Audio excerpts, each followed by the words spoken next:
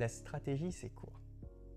En gros, c'est définir les buts et les objectifs à long terme d'une entreprise et trouver les moyens d'atteindre ces objectifs en utilisant les ressources disponibles.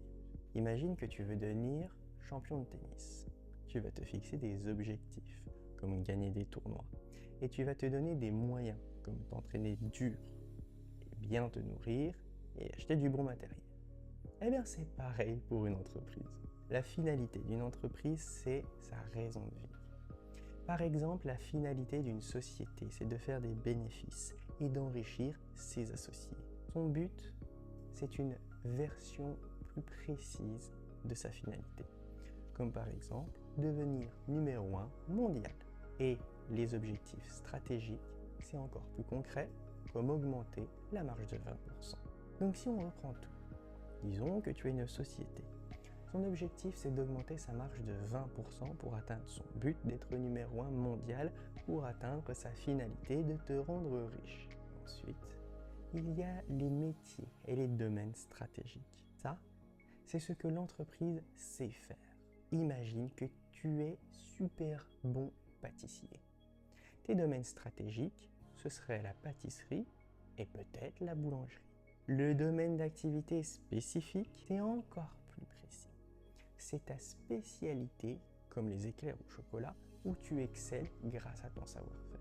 Donc, ton domaine stratégique, c'est la pâtisserie. Et ton domaine d'activité stratégique, c'est les éclairs au chocolat. À un moment dans la vie de ton entreprise, tu vas devoir faire un choix stratégique. Comme décider si tu veux te spécialiser dans les éclairs au chocolat ou si tu veux te diversifier dans les tartes pommes. Tu adoptes une stratégie d'activité, c'est-à-dire comment tu te différencies de tes concurrents, par exemple, en faisant des éclairs multicolores.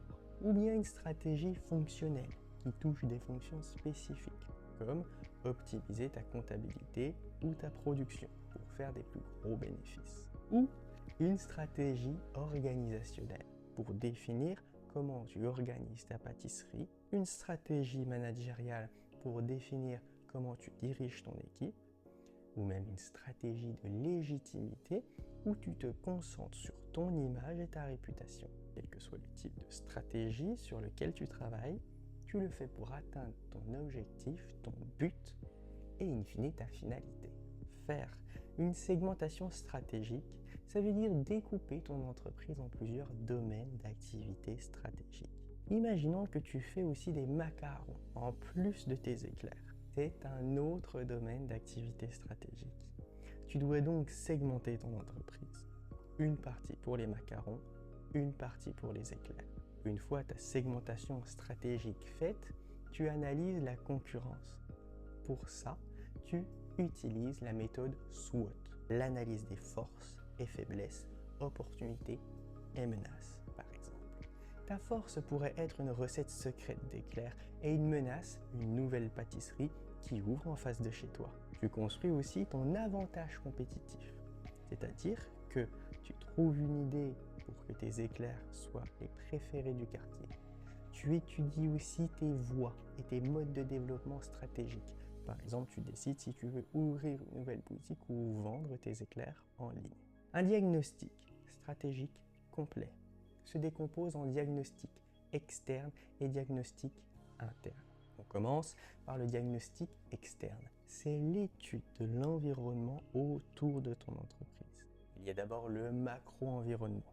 C'est ce qui t'influence, mais que tu ne peux pas contrôler, comme les lois ou les tendances économiques. C'est pas toi qui fais les lois. Puis, le méso-environnement.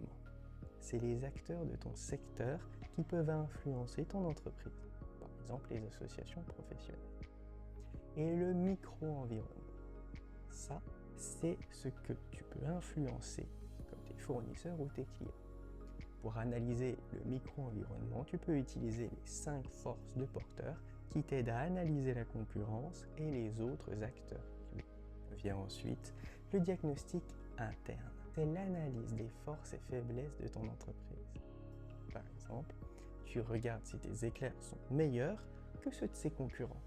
Et si tu as les bonnes machines pour les fabriquer, ou si ton équipe est bien motivée.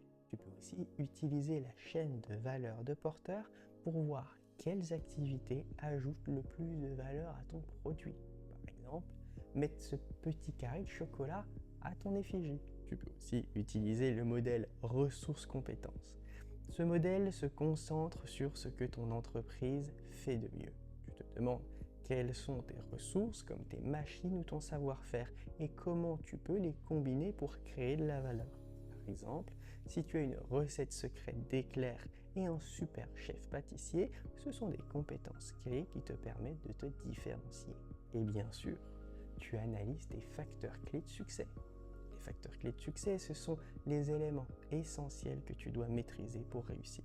Par exemple, pour une pâtisserie, ce pourrait être la qualité des ingrédients, l'originalité des recettes et la satisfaction des clients. Tu maîtrises bien ces éléments, tu as de grandes chances d'avoir du succès. Tu dois trouver la stratégie qui te donne un avantage sur tes concurrents dans ton domaine d'activité stratégique.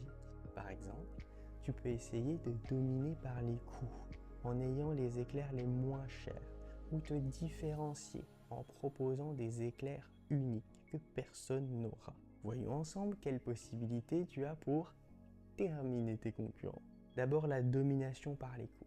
Ça consiste à avoir les coûts les plus bas du secteur. Tu dois bien connaître tes coûts, avoir des segments stratégiques stables, pas de grosses variations de ta matière première, et une petite gamme de produits. Par exemple, tu pourrais acheter tes ingrédients en grande quantité pour avoir des réductions. La différenciation, là, c'est quand tu cherches à avoir un avantage en proposant quelque chose d'unique. Par exemple, des éclairs avec des saveurs inédites. Ça te permet d'avoir des marges plus élevées, même si tes parts de marché sont plus petites. La focalisation, c'est quand tu te concentres sur un petit secteur de la demande. Par exemple, tu pourrais te spécialiser dans les éclairs pour les mariages. Ça te permet de dégager un profit supérieur à la moyenne du secteur. Mais attention, parce que c'est un créneau limité, c'est une niche. La spécialisation, tu te concentres sur un seul produit, comme les éclairs. Bien si tu n'as pas les moyens de te diversifier, sans compter que tu deviens un expert. Mais tu deviens dépendant de ce seul produit. Si la demande pour les éclairs baisse, ton entreprise en souffre. La diversification, c'est l'inverse. Tu investis dans de nouveaux domaines d'activité stratégiques pour minimiser les risques ou croître. Par exemple, en faisant des macarons en plus des éclairs. Tu peux diversifier horizontalement en ajoutant des produits liés comme les macarons ou verticalement en intégrant des étapes de production, par exemple ta propre farine. Disons maintenant que tu veux grossir ta boîte. Pour ça, deux solutions, la croissance interne ou la croissance externe. La croissance interne, c'est quand tu développes ton entreprise de l'intérieur en augmentant progressivement tes capacités. Par exemple, en ouvrant une nouvelle boutique. La croissance externe, c'est quand tu rachètes d'autres entreprises. Par exemple, tu rachètes une pâtisserie concurrente pour augmenter ta part de marché. Dans ta vie de chef d'entreprise, il peut arriver que tu dois intégrer ou externaliser une de tes activités. L'intégration, c'est faire toi-même des activités que tu ne faisais pas avant. Par exemple, fabriquer toi-même tes emballages. L'externalisation, c'est l'inverse. C'est quand tu arrêtes de faire quelque chose et que tu le donnes à faire à une autre entreprise. Par exemple, déléguer la livraison de tes éclairs parce que tu en as marre de t'en charger. Terminons avec la stratégie de partenariat. Ça consiste à travailler avec d'autres entreprises pour bénéficier de synergies. Par exemple, créer une co-entreprise avec une chocolaterie pour proposer des produits combinés, des éclairs avec leur chocolat délicieux.